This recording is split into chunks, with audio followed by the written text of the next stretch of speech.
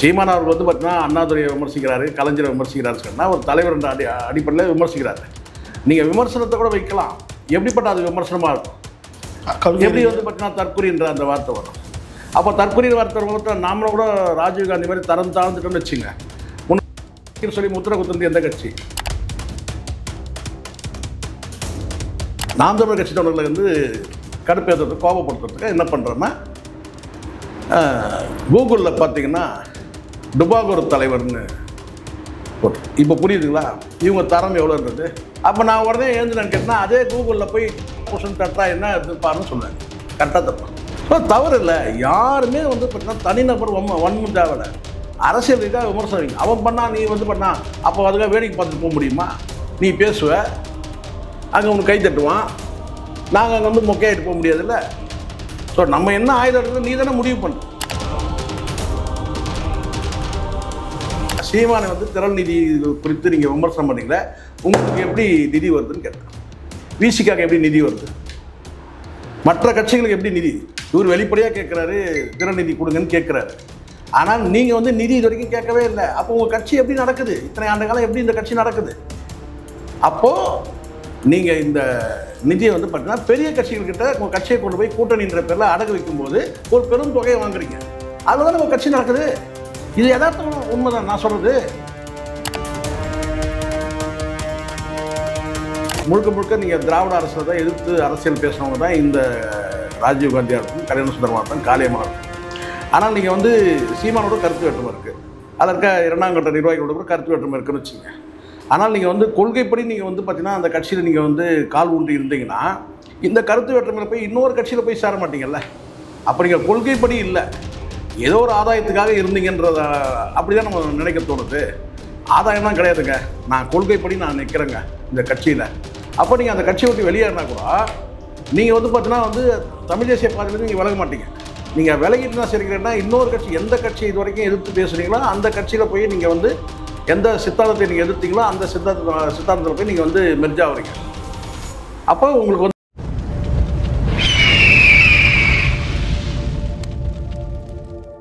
அரசியல் நேயர்களுக்கு வணக்கம். என்று நம்மோதைய சிறப்பு மூத்த பத்திரிகையாளர் சேகோரா ஜெய்சங்கர். வணக்கம். வணக்கம் சார். சார், நாம் தமிழர் கட்சியில் தன்னை ஒரு பேச்சாளராக வளர்த்துக்கிட்டு அப்புறம் திமுகவில் போய் இணைந்த ராஜீவ்காந்தி சமீபத்தில் ரொம்பவே கீழ்த்தரமான ஒரு விமர்சனத்தை சீமான் அவர்கள் மீது வச்சிருக்கார்.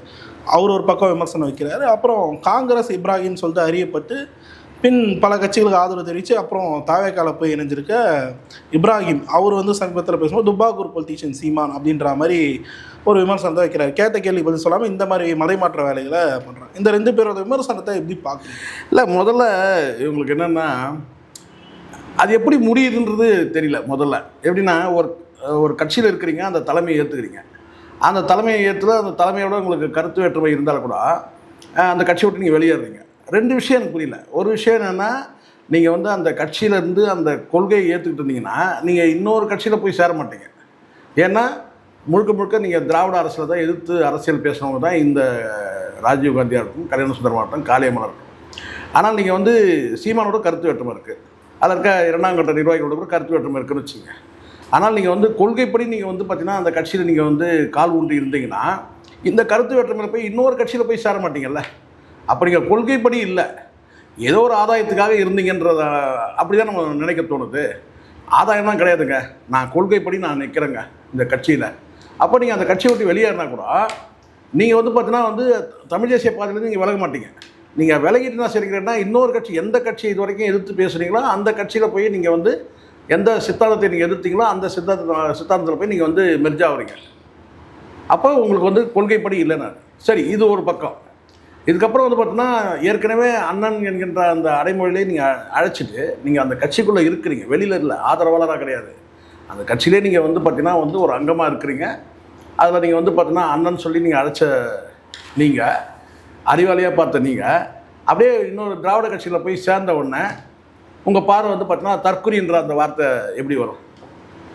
சீமான் அவர்கள் வந்து பார்த்தீங்கன்னா அண்ணாதுரையை விமர்சிக்கிறாரு, கலைஞரை விமர்சிக்கிறாரு சொன்னால் ஒரு தலைவர் என்ற அடிப்படையில் விமர்சிக்கிறாரு. நீங்கள் விமர்சனத்தை கூட வைக்கலாம். எப்படிப்பட்ட அது விமர்சனமாக இருக்கும்? எப்படி வந்து பார்த்தீங்கன்னா தற்கொலைன்ற அந்த வார்த்தை வரும்? அப்போ தற்கொலை வார்த்தை வரும்போது நாமளும் கூட ராஜீவ்காந்தி மாதிரி தரம் தாழ்ந்துட்டோம்னு வச்சுங்க. முன்ன சொல்லி முத்திர குத்துறது எந்த கட்சி? திமுக தான். திமுகவில் போய் நீ வாங்கின பட்டமே அதானே இல்லையா? ஸோ இதனால் இதுதான் இப்போ என்னென்னா இப்படிலாம் இப்போ சரி இப்படி நீங்கள் கேட்பீங்க, சரிங்க இப்போ எப்படிங்க எதனால் இப்படிலாம் பேசுகிறாங்கன்னா, இப்படி சீமானை விமர்சனம் பண்ணால்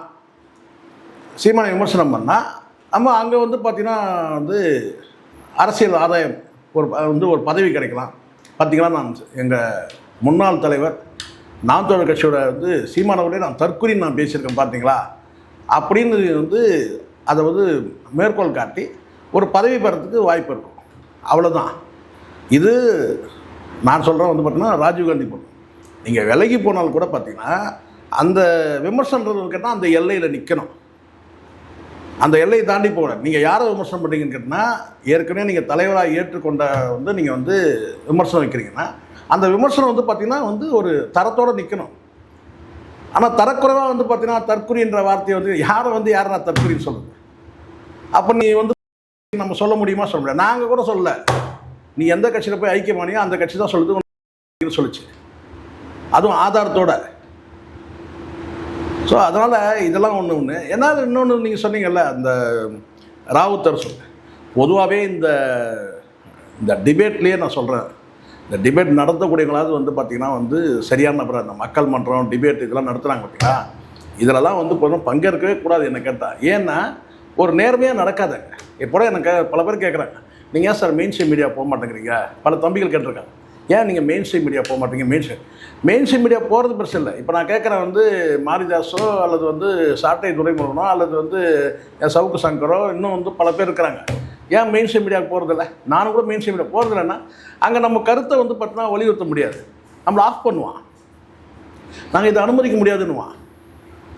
நம்ம ஒரு பார்த்தீங்கன்னா நம்ம வந்து ஒரு கொள்கை வந்து கொள்கைப்படி பேசினாலும் சரி, அந்த கொள்கை தாண்டி வந்து பார்த்திங்கன்னா ஒரு ஆவேசமான சில கருத்துக்கள் நம்ம வந்து சொல்கிறோம், அது உண்மையான கருத்துக்கள் நேர்மையான கருத்துக்கள் ஒரு ஆவேசமாக சொன்னோம்னா அது ஆளுங்கட்சியை தாக்குற மாதிரி இருந்ததுன்னு வச்சுங்க, அல்லது அவனுக்கு எந்த கட்சி சார்பாக அந்த ஊடகம் இருக்குதோ அதுக்கு எதிராக நம்ம பேசுகிறோன்னு வச்சுங்க, நம்மளை பேச விட மாட்டேன், நம்மளை ஆஃப் பண்ணுவோம்.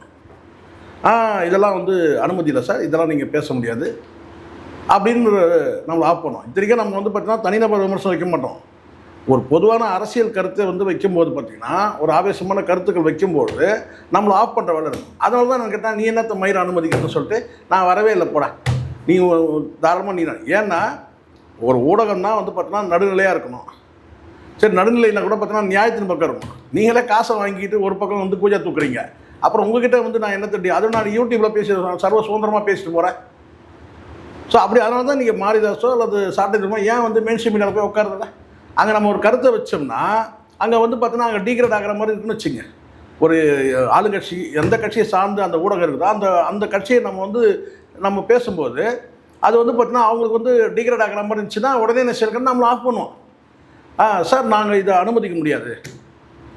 ஏன் அனுமதிக்க? ரெண்டாவது நான் நம்ம பக்கம் வந்து பார்த்தீங்கன்னா மைக்கே வராது, நம்மளை பேச விட மாட்டோம். அடுத்து ஒரே தடவை முடிஞ்சிச்சு, நம்ம சும்மா தான் அங்கே உட்காந்துட்டு அப்படியே சொரிஞ்சிக்கிட்டு இப்படி பார்த்துக்கிட்டு மற்றவங்கலாம் பேசுகிறத வந்து வாயை போனது பார்த்துக்கிட்டு இப்படி தான் இருக்கணும். அது எதுக்கு? அப்போ துணிச்சா ஒரு கருத்தை சொல்கிறதுக்கான வந்து பார்த்தீங்கன்னா பிளாட்ஃபார்மானு கேட்டால் அது கிடையாது. சரி, அப்படியே கூட வந்து பார்த்தீங்கன்னா சில நேரங்களில் வந்து இப்போ நான் கேட்குறேன், இப்போ இந்த ராவுத்தர் பேசுகிறதே நீங்கள் பார்த்தீங்கன்னா இடும்பவன கார்த்திக் என்ன சொல்கிறாருன்னா, இது மாற்றமா ஏமாற்றமாக ஏமாற்றம்ன்றாரு. அதுக்கான கருத்துக்களை வந்து வைக்கிறார். அந்த 100 நாள் ஆட்சி வந்து மாற்றமா ஏமாற்றமா தலைப்பு இதுதான். அப்போ ஏமாற்றன்றதுக்கான கருத்தை வைக்கிறார். நீங்கள் என்ன செய்யணும், அங்கே பேச வரவர் மாற்றம் இல்லை, இது வந்து இந்த தலைப்பே வச்சு தப்பு, மாற்றமாக ஏற்றமானு வச்சுருக்கோம். ரைட், ரொம்ப சந்தோஷம். ஏற்றம்னா எதெல்லாம் ஏறி இருக்கீங்க சொல்லணும்ல, விலைவாசி, கரண்ட் பில்லு எல்லாத்தையும் சொல்லலை. ஏற்றம்னா வந்து பார்த்தீங்கன்னா வந்து உள்ளபடியாக வந்து நம்ம அங்கே இருந்தோம்னா அது வேறு. அப்போ நீங்கள் அங்கே இடத்துல வந்து கேட்டால் உங்களுக்கு கருத்தியல் ரீதியாக நீங்கள் வைக்கலை. அங்கே சாட்டை அதாவது இருமானம் கார்த்திக் சொன்ன விஷயங்களுக்கு எதுக்குமே உங்களுக்கு பதில் கிடையாது. அப்போ பதில் கிடையாது வந்து நான் கேட்டேன்னா அங்கே இருக்கிற வந்து தாவேகா தொண்டர்களை வந்து பார்த்தீங்கன்னா வந்து உசுப்பேற்றுறதுக்கும் நாம் தமிழர் கட்சி தொண்டர்களை வந்து கடுப்பேற்றுறதுக்கு கோபப்படுத்துறதுக்கு என்ன பண்ணுறோன்னா, கூகுளில் பார்த்தீங்கன்னா டுபாகூர் தலைவர்னு போட்டு இப்போ புரியுதுங்களா இவங்க தரம் எவ்வளோன்றது. பெரும்பாலும் நான் பார்க்குறேன், தேர் எடுத்து தெருவில் விடுன்னு சொல்லுவாங்க பார்த்தீங்களா, அப்படி தான் அந்த டிவிக்கில் பேசக்கூடிய நபர்கள் வந்து பெரும்பாலும் அப்படி தான் இருக்கிறாங்க. நம்ம வைகை செல்வன் நாங்கள் 3 பேர் இருக்கிறாங்க, 3 பேருமே டிவிக்கு ஆதரவு. அதுவே இந்த நெறியாளர் பண்ண தப்பு. 3 பேருமே டிவிக்கு சார்ந்தவங்க. வைகை செல்வனும் டிவிக்கில் இப்போ போய் சேர்ந்தவர், ஜெகதீஷ பாண்டியன் டிவிக்கே சார்ந்தவர், இப்ராஹிம் ராவுத்தரும் டிவிக்கே சார்ந்தவர். 3 பேருமே வந்து ஒரே கட்சியை சேர்ந்தவங்க உட்கார வச்சு தான் முதல் தப்பு. சரி, அப்படியே கூட உட்கார வச்சு அங்கே வைகை செல்வனாக இருக்கட்டும், ஜெகதீஷ பாண்டியன் கூட ஆவேசமாக பேசினா கூட பார்த்தீங்கன்னா தனிநபர் விமர்சனத்துக்கு போக மாட்டார். ஆனால் இப்ராஹிம் ராவுத்தர் வந்து பார்த்தீங்கன்னா தனிநபர் விமர்சனம் தானே அது. டுபாகோர் தலைவர் கூகுளில் எல்லாம் தான் போட்டு வச்சிருக்கு. திரிஷா புருஷன் தட்டு நானாக இருந்தால் அங்கே பழிச்சுன்னு சொல்லியிருப்பேன். அதனால தான் நம்மளுக்கு அங்கே வந்து இந்த மாதிரி டிபேட்டெல்லாம் நான் போகிறதும் கிடையாது. இப்போ நான் அங்கே இருந்தால் என்ன சொல்லியிருப்பேன், இப்போ நான் வந்து இடுமோன கார்த்திக் மாதிரி என்னால் அங்கே பொறுமையாக இருக்க முடியாது. அப்போ நான் உடனே எழுந்து நான் கேட்டேன்னா அதே கூகுளில் போய் திரிஷா புருஷன் தட்டா என்ன எடுத்துப்பாருன்னு சொல்லுவேன். கரெக்டாக தப்பா நான் சொல்லியிருப்பாங்க. அங்கே இருந்தேன்னா சொல்லுவேன். பேச வந்த கருத்து என்னவோ அதை பேசுங்க. டுபாகோர் தலைவர்கிட்ட கூகுளில் எல்லாம் தானே போட்டிருக்கு, அதே கூகுளில் என்னென்னலாம் போட்டிருப்பார். தட்டு நான் ஒரு 4 வார்த்தை சொல்கிறேன். தற்கொலையும் தட்டு என்ன வருதுன்னு பார்ப்போம், யார் வராங்கன்னு பார்ப்போம். தற்கொலை தலைவன் தட்டு யார் வராங்க பார்ப்போம். திரிஷா புருஷன் தட்டு யார் வராங்க பார்ப்போம். ஸோ இது தவறானது. யாரும் நான் சொல்ல தனிநபர் வன்மம் அந்த அப்யூஸ் பண்ணுறது இருக்கக்கூடாது. இப்போ இந்த மாதிரிலாம் நீங்கள் பேசிட்டு போயிடுறீங்க. உள்ளபடியாக நல்ல சந்தர்ப்பம், நல்ல மேடை என்ன செஞ்சிடணும், இது அருமையாக பயன்படுத்தி இந்த ஆட்சி வந்து என்னெல்லாம் மாற்றத்தை கொண்டு வந்திருக்கு அதை சொல்லிடணும். என்னென்ன மாற்றங்கள் வந்திருக்கு உங்களுக்கு தெரியல, தெரிஞ்சுருந்தால் பேசுவீங்க. உங்களுக்கு தெரியலன்றதால சரிங்கன்னா உடனே இப்படி ஒரு ட்ராக் எடுத்து வந்து கேலி கிண்டலாக பேசுறது, கருத்தையெல்லாம் உங்களுக்கு பேச தெரியல, அவ்வளோதான். அப்போ நாங்கள் வந்து பார்த்தீங்கன்னா உங்களை மாதிரி பேசுகிறதுக்கு வந்து ஒருத்தர் ரெடி ஆகிறாங்கன்னு வச்சுங்க. நான்லாம் போனோம்னா அந்த எதிராளி பேசுறதுக்கு ஏற்ற மாதிரி நான் மாற்றிப்பேன். ஏன்னா வந்து நம்ம வந்து யார்கிட்ட எப்படி பேசணும்னு இருக்குது. அப்போ இடத்துக்கு ஏற்ற மாதிரி நான் என்ன மாற்றிப்பேன். நம்ம எடுத்தோம்னா அது வேறு மாதிரி போய். ஸோ இதெல்லாம் வந்து இந்த ராஜீவ்காந்தியாக இருக்கட்டும், இந்த இப்ராஹிம் ராவுத்தராக இருக்கட்டும், நீங்கள் வந்து பார்த்தீங்கன்னா வந்து அறிவார்ந்து எப்போ பேசுவீங்க, கருத்தியெல்லாம் எப்போ பேசுவீங்க. நீங்கள் போகிற இப்போ தலைமையை குஷிப்படுத்தலான்னு பேசுகிறீங்க, தற்கொலைத்தனம்னு சொல்லிட்டு. தற்கொலைத்தனா நீ இப்போ தனம் நம்ம பேசுவோம் இருந்தோம்னா உள்ளபடியாக சொல்கிறேன். நான் பதிலடினா இப்படி தான் கொடுக்க முடியும். சீமான் தற்கொலைனா நீடா அதானே. சீமான் வந்து கூகுளில் டுபாகத்தில் கேட்டால் உன் தலைவனை திரிஷா புருஷன் காட்டுது, அதே கூகுள், அவ்வளோதான் முடிஞ்சிச்சு, கிளம்பு, அவ்வளோதான். இப்படி ஸோ தவறு இல்லை. யாருமே வந்து பார்த்தீங்கன்னா தனிநபர் வன்மம் தேவையில்லை. அரசியல் ரீதியாக விமர்சனம் அவன் பண்ணா நீ வந்து பண்ணா அப்போ அதுக்காக வேடிக்கை பார்த்துட்டு போக முடியுமா? நீ பேசுவ, அங்கே உனக்கு கை தட்டுவான், நாங்கள் அங்கே வந்து மொக்கையாகிட்டு போக முடியாதுல்ல. ஸோ நம்ம என்ன ஆயுதம் எடுக்கிறோம் நீ தானே முடிவு பண்ணுற. நீ கருத்தியெல்லாம் பேசு. இப்போ இடுமான கார்த்திக் கருத்தியால் தான் நான் அவரை பொறுத்த வரைக்கும் வந்து பார்த்தீங்கன்னா கரெக்டாக பாயிண்ட் அவுட் பண்ணிட்டு போய் உட்காந்துட்டேன். நீ அதுக்கு பதில் கொடுக்கணும். உனக்கு பதில் கொடுக்க திராணி இல்லை. உடனே இப்படி இருக்கிற கூகுளை பார்த்தீங்களா, அதை பார்த்தீங்களா, முதல்ல அந்த கூகுள் எப்படி செயல்படும் தெரியுமா? ஒவ்வொருத்துக்கும் ஒரு அல்காரிதம் வச்சுட்டு தான் அது அந்த இதில் தான் அவங்க வந்து பார்த்தீங்கன்னா இந்த சோர்ஸஸ் மூலமாக தான் வந்து கூகுளே வந்து கலெக்ட் பண்ணி வைக்குது இன்ஃபர்மேஷன்ஸை. ஸோ அதை கூட தெரிஞ்சுக்காம நான் கூகுள் காட்டுதுன்னு சொன்னால் சிறுபுலத்தனமாக இல்லை. ஸோ தப்பு வன்மையாக கண்டிக்க தகுந்தது. இது மாதிரியான பேச்சுக்களை நிறுத்தணும் முதல்ல. இதுதான் இப்போ நீங்கள் பேசுகிறீங்க, இது எங்கே திரும்ப போய் முடியும் சரண்? அப்போ உடனே நாம் தமிழர் கட்சியில் இருக்கிறவங்க என்ன செய்யணும் கேட்டால் ஸ்ட்ரைட்டாக வந்து பார்த்து நீங்கள் தலைவர்கிட்ட வந்துட்டீங்கல்ல, சீமான்ட்டு தானே வரீங்க, அவர் ஸ்ட்ரைட்டாக வந்து விஜய்கிட்ட போவோம். அப்போ எல்லா விமர்சனங்களும் வரதான் செய்யும். உங்கள் நிலைமையே என்னென்னு பாருங்கள். உங்கள் கட்சிக்காரங்களே என்ன காரி துப்பிட்டு இருக்கிறாங்க, அதையாவது காது கொடுத்து கேளுங்க. உங்கள் கட்சிக்காரங்க வந்து என்ன பேசிகிட்டு இருக்கிறாங்க, என்ன வந்து பதிவு பண்ணுறாங்க இணையத்தில், அதுக்கே உங்களுக்கு வந்து பார்த்திங்கன்னா வந்து எதிர்கட்சிகளுக்கு வேலையே இல்லை. அதுவும் கடந்த வந்து இண்டிபெண்டன்ஸ் டேலேருந்து பார்த்திங்கன்னா எதிர்கட்சிகளுக்கு வேலையே கிடையாது, மாற்று கட்சிக்கு. அவங்க கட்சிக்காரங்களே வந்து பார்த்தீங்கன்னா எப்படி காரி துப்புறாங்கன்றதை பாருங்கள்.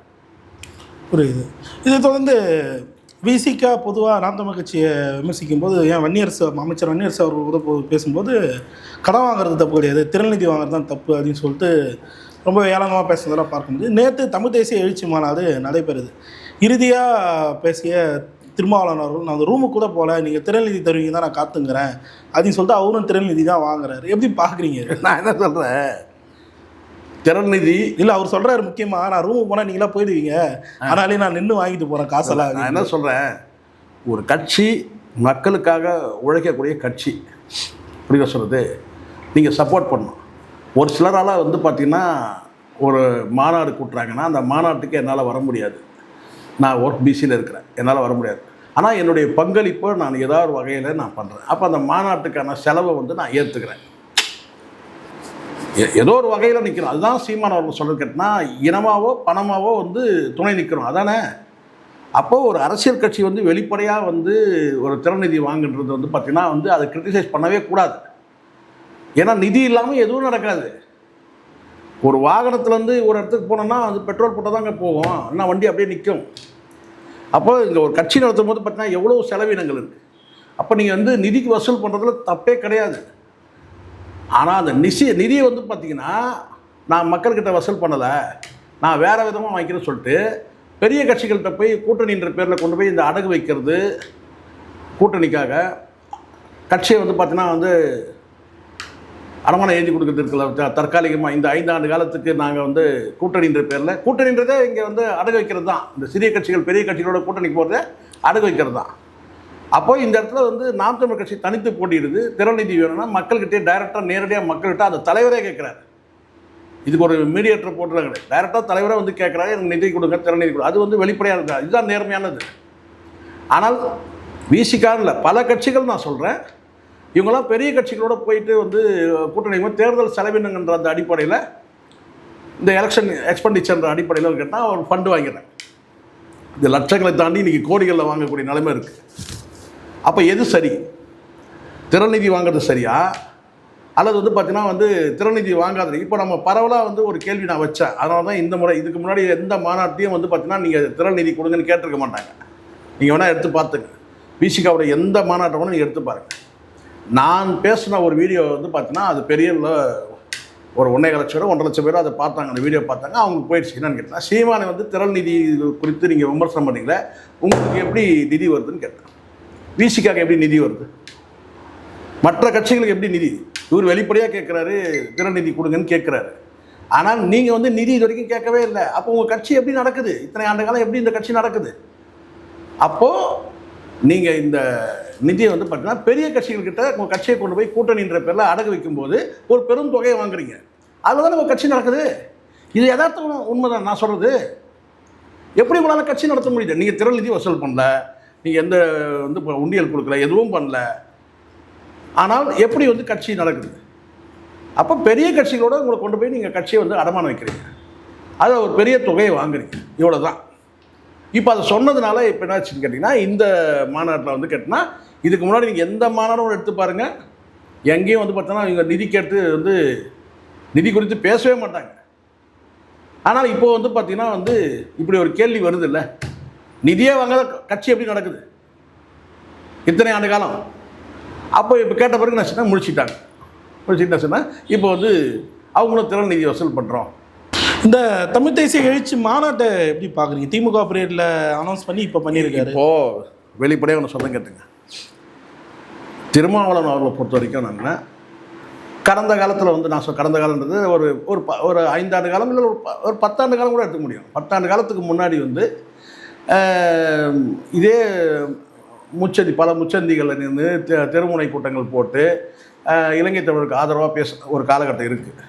நான் சொல்கிறது 2000 முள்ளிவாய்க்கால் படுகொலைக்கு முன்னாடி இதே திருமாவளவர்கள் வந்து பார்த்திங்கன்னா பல இடங்களில் வந்து பார்த்திங்கன்னா முச்சந்திகளில் தெருமுனை கூட்டங்களில் வந்து ஈழத்தமிழருக்கு ஆதரவாக பேசின பல கூட்டங்கள் இருக்குது. சோனியா காந்தி கடுமையாக விமர்சனம் பண்ண பல கூட்டங்கள் இருக்குது.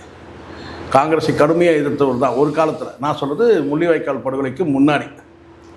ஆனால் அதுக்கு பிறகு வந்து பார்த்திங்கன்னா வந்து ஈழத்தமிழர் அந்த அஜெண்டாவே டோட்டலாக வந்து இவங்க விட்டுட்டாங்க.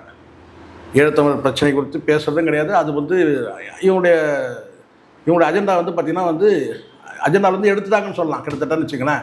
அவர் பேரளவு கூட அதை வந்து பேசுகிறது கிடையாது, விட்டுட்டாங்க. இப்போ வந்து பார்த்திங்கன்னா வந்து அதுக்கு பிறகு வந்து இப்போ சீமான் அவர்களுடைய அந்த பேச்சு, அந்த ஈழத்தமிழர் குறித்த அந்த பார்வை, அந்த கருத்தியல், இது எல்லாமே வந்து பார்த்திங்கன்னா வந்து முழுக்க தமிழ் தேசிய அந்த சிந்தனையை வந்து பார்த்திங்கன்னா இன்றைக்கி வந்து தமிழ்நாட்டில் வேரூன்றி இருக்குது. அதுக்கு மூல காரணம் சீமான் தான். ஏன்னா இன்றைக்கி தமிழ் தேசிய சிந்தனையை வந்து விதைச்சதில் வந்து பார்த்திங்கன்னா வந்து சீமானுக்கு மாற்று யாரும் கிடையாது. நீங்கள் பேரளவுக்கு நீங்கள் வந்து பேசுனீங்க, அது வந்து பார்த்திங்கன்னா வந்து அந்த முள்ளிவாய்க்கால் படுகொலையோடு வந்து பார்த்திங்கன்னா இங்கே வந்து அதுக்கப்புறம் அந்த முழக்கங்கள் எதுவுமே வந்து எடுபடலை. ஸோ இந்த இடத்துல வந்து நீங்கள் திராவிட இன்னொரு பக்கம்னு கேட்டால் நீங்கள் தமிழ் தேசியத்தை குறித்து நீங்கள் பெரிய முழக்கமிட்ட நீங்கள் என்ன செய்யுங்கன்னா திராவிட கட்சிகளோட கூட்டணியில் இருக்கிறதுனால அது வந்து பார்த்திங்கன்னா அந்த உங்களுடைய அந்த பேச்சு வந்து கருத்தியல் வந்து பார்த்திங்கன்னா மக்கள் ஏற்கலை. சீமான் தனித்து போட்டியிட்டு திராவிட கட்சிகளை எதிர்க்கிறது மூலமாக தமிழ் தேசியம் வந்து கால் ஊண்டி இருக்குது, வேறு ஊண்டி இருக்குன்றது தான் நிதர்சனமான உண்மை. இப்போ உங்களுக்கு என்னென்னு கேட்டால் அஜெண்டா இல்லை. இப்போது உங்களுடைய நிரந்தரமான அஜெண்டா என்ன? ஒடுக்கப்பட்ட மக்களுக்கான குரல், தலித்து விடுதலை. இதுதான் வந்து இப்போ நீங்கள் வந்து சமூக நீதி குறித்து தான் உங்களுடைய அஜெண்டாவே சமூக நீதி தான். இப்போ நீங்கள் பார்த்தீங்கன்னா வந்து இப்போ ஆட்சியில் அதிகாரம் கேட்டீங்க, அதிகாரமே கிடச்சாச்சு. இப்போது அமைச்சர் வந்து சமூக நீதித்துறையே உங்கள் கையில் தான் இருக்குது. தமிழ்நாட்டில் சமூக நீதித்துறை யார்கிட்ட இருக்குது? நீங்கள் உங்கள்கிட்ட இருக்குது. இப்போ உங்களுக்கு வந்து பார்த்தீங்கன்னா இப்போ அஜெண்டா இல்லை. இப்போ அடுத்தது என்ன செய்யணும்? எதை சொல்லி நீங்கள் அரசியல் பண்ண முடியும்? ஏன்னா சமூக நீதினு சொல்லலாம். அப்போ சமூக நீதித்துறை அமைச்சரே உங்கள் கையில் வந்து உங்கள் கட்சியை சார்ந்தவர் தான். இப்போது அப்போ வேறு என்ன அரசியல் அஜெண்டா இல்லை? அண்ணன் திருமாவளவனுக்கு வந்து பார்த்தீங்கன்னா இப்போ அரசியல் அஜெண்டா கிடையாது. அப்போ என்ன செய்யலாம்? இப்போது மீண்டும் வந்து ரெனியூவல் பண்ணுங்கன்ற மாதிரி மீண்டும் தமிழ் தேசியன்ற அந்த முழக்கத்தை வந்து மீண்டும் நீங்கள் கையில் எடுக்கணும். நீங்கள் ஆத்மார்த்தமாக இருந்தால் நம்ம அதை வரவேற்கிறோம். நமக்கு ஒன்றும் அதை மாற்றுக்கிறதுக்கு தமிழ் தேசியம் குறித்து நீங்கள் பேசுகிறீங்கன்னா. ஆனால் அரசியல் அஜெண்டா இல்லாத ஒரு சூழ்நிலை, வேறு வழி இல்லாமல் இப்போ எதை சொல்லி மக்கள்கிட்ட அரசியல் பண்ண முடியும்?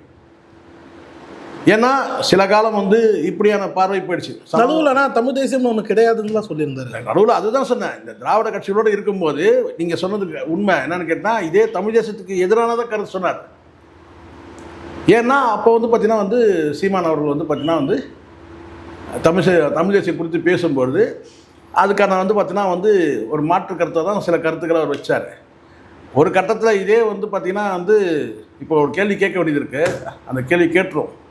ஏன்னா இதே சீமான் அவர்கள் தனித்து போட்டியிடும் போது பார்த்திங்கன்னா அந்த எதுக்காக தனித்து போட்டியிடாருன்னா தமிழ் தேசிய ஆட்சி தமிழ்நாட்டில் மலருன்ற அந்த நம்பிக்கையில் தான் தனித்து போட்டி. நம்ம தலைமையில் தமிழ் தேசியம்தான் வந்து பார்த்திங்கன்னா ஆட்சி அமைக்கணுன்றது அவருடைய பார்வையாக இருந்து அப்படி தான் அவருடைய அரசியல் பயணம். அப்படி தனித்து போட்டிட்டு என்ன கிழிக்க போகிறீங்கன்னு கேட்டவர் தான் இந்த திருமாவளவன் கேட்டிருக்காரு. என்னன்னு கேட்டால் தனித்து போட்டிட்டு நீ என்னத்தை கிழிக்க போகிறேன்னு சொல்லுங்க. இப்போ நான் கேட்குறேன் வந்து பார்த்தீங்கன்னா வந்து நீங்கள் தனித்து போட்டியில் நீங்கள் கூட்டணியில் தான் போட்டிட்டு இப்போ நீங்கள் அமைச்சர் பதவியை வாங்கிட்டீங்க. இது வரைக்கும் கிழிச்சது என்னன்னு தெரியவே இல்லை. யாராவது தெரிஞ்சிருந்தால் சொல்லுங்கள். வன்னியரசு என்ன இது வரைக்கும் கிழிச்சிருக்கிறாரு, இனிமேல் என்ன கிழிக்க போகிறாரு, அதை சொன்னாலும் சௌகரியமாக இருக்கும். ஸோ அதனால் இப்போதைக்கு திருமாவளவன் அவர்கிட்ட வந்து பார்த்திங்கன்னா வந்து அஜெண்டா இல்லை. எதை சொல்லி அரசியல் பண்ணுறது இங்கே மக்கள்கிட்ட? அப்போ இன்றைக்கி வந்து பார்த்திங்கன்னா வந்து தமிழர் தமிழ் தேசியம் உச்சரிக்காமல் தமிழ்நாட்டில் அரசியல் பண்ண முடியாதுன்ற ஒரு நிர்பந்தம், ஒரு சூழல் நாம் தமிழ் கட்சியால் உருவாகிருக்கு. இப்போ இவங்க என்ன செய்யறன்னு கேட்டால் அதை நம்ம கையில் எடுக்கணும்னு சொல்லி தமிழ் தேசிய தலைவருடைய படத்தை வந்து நீங்கள் வந்து பார்த்தீங்கன்னா கட்சி கொடியிலையோ அல்லது வந்து பார்த்தீங்கன்னா அலுவலகம் எங்கேயுமே நீங்கள் வந்து பதிவு பண்ணலாம். இப்போ நீங்கள் இந்த மாநாடு நடத்துறது மூலமாக பேனர்களில் எங்கே பார்த்தாலும் வந்து அவருடைய படத்தை வந்து ஒரு பாஸ்போர்ட் சைஸ் லெவலுக்கு ஏதோ சொல்கிறாங்க இல்லையா, சின்னதாக பயணம். ஆனால் எந்த இடத்துலையும் வந்து பார்த்திங்கன்னா வந்து இது வரைக்கும் வந்து நான் சொல்கிறது 2009க்கு பிறகு பார்த்திங்கன்னா வந்து அந்த ஈழத்தமிழுடைய பிரச்சனையாக இருக்கட்டும், தமிழ் தேசிய தலைவருடைய அந்த பெயரை உச்சரிப்பது, இது எதுவுமே வந்து இந்த 2009க்கு அப்புறம் இவங்க எதுவும் பண்ணலை. இப்போ மீண்டும் ரெனியூவல் பண்ணுறதுக்கு காரணம் கேட்டிங்கன்னா அஜெண்டா இல்லை. ஏன்னா சமூக நீதி கொடுத்து பேச முடியும். ஏன்னா அதிகாரமே உங்கள் கையில் கொடுத்தாச்சு, அந்த துறையை உங்கள் கையில் கொடுத்தாச்சு. இப்போ நீங்கள் வந்து எதை சொல்லி இப்போ மக்கள்கிட்ட வந்து நீ வந்து அந்த கூட்டத்தை தக்க வைக்கிறது? தமிழ் தேசியம். ஸோ எனக்கு தெரிஞ்ச வரைக்கும் அங்கே பெருசாக தமிழ் தேசியம் வந்து பார்த்தீங்கன்னா வந்து அங்கே எதுவும் பேசுன மாதிரியும் தெரில. தமிழ் தேசிய கருத்தியல் எதுவும் பேசுன மாதிரி தெரியல. புரியுது. ஓகே சார், பல்லறிக்கை தெளிவாக நேரத்துக்கு நன்றி.